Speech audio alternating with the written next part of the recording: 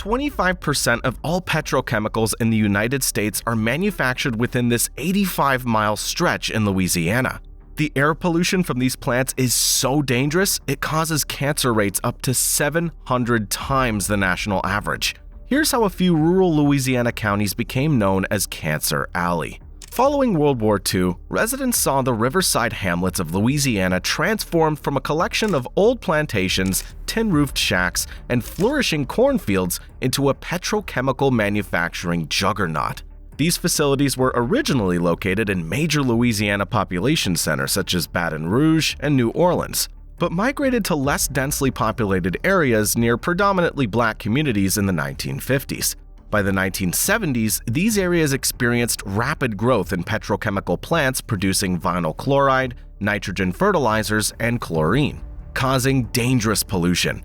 An EPA report found 66 pollutants in New Orleans drinking water and 31 lethal chemicals in the air of Plaquemine.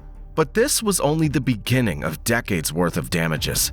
Despite the known problems with pollution, the petrochemical industry continued expanding from just a handful of plants in the 1970s to over 200 plants in 2024. These plants created sacrifice zones, where the rates of cancer caused by air pollution exceed the federal government's limits of acceptable risk.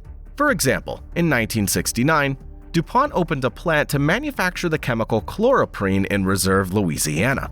The plant was later sold to Denka in 2015, but by then, the plant was responsible for 99% of the United States chloroprene pollution. However, the expanding petrochemical industry was only part of the residents' problems. Since Cancer Alley's located near the Gulf of Mexico, the plants have magnified the damage caused by frequent hurricanes. In 2020, Hurricane Laura caused a fire at a plant that produced pool chemicals, causing chlorine gas to burn for 3 days.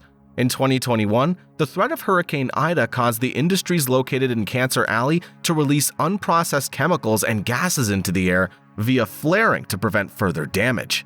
After the hurricane, residents were not only left with damaged homes, but also more pollution in the air and water.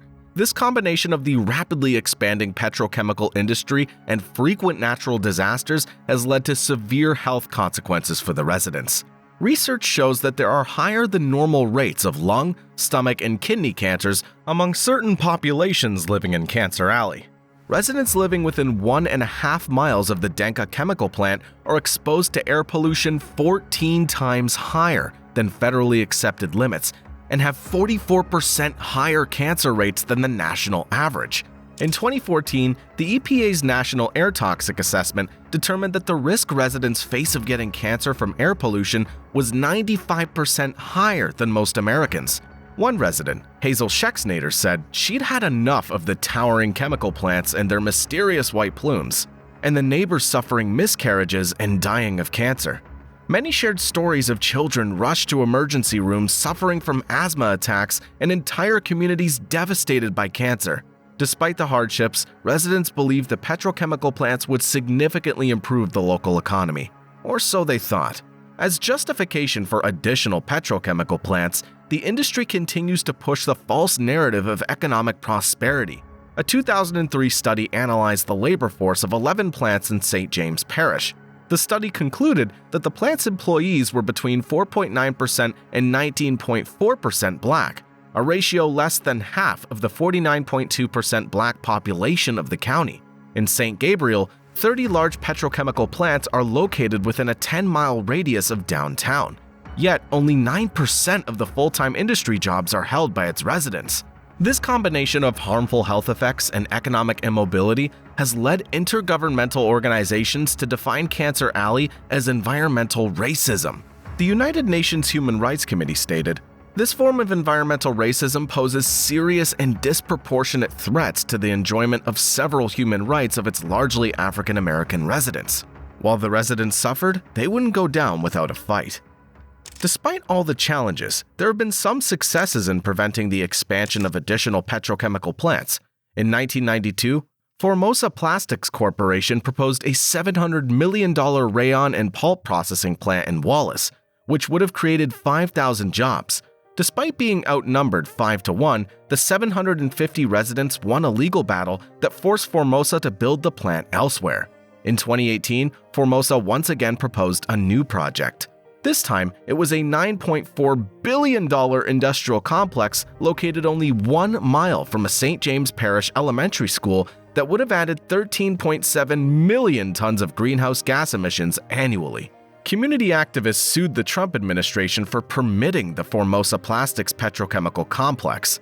And on November 4, 2020, the U.S. Army Corps of Engineers suspended their permit. With the residents' community activism beginning to garner national attention, the federal government was forced to become involved. Over the past 2 years, the EPA's begun investigating the companies responsible for constructing the petrochemical plants and the Louisiana state agencies for granting the permits. In April of 2022, the EPA launched an investigation into the Louisiana Department of Environmental Quality and the Department of Health regarding their approval of the Denka plant and the proposed Formosa Plastics plant. In February of 2023, the EPA filed a complaint against Denka, citing that the company's plant in La Place, Louisiana, violated the Clean Air Act by emitting chloroprene 14 times the recommended level. As of 2024, the trial against Denka is on hold, as the EPA requested a delay until after the agency tightens chloroprene emission limits. However, this lawsuit could have major ramifications for the petrochemical industry. Unfortunately, Cancer Alley is only one example of corporate negligence damaging residents' health.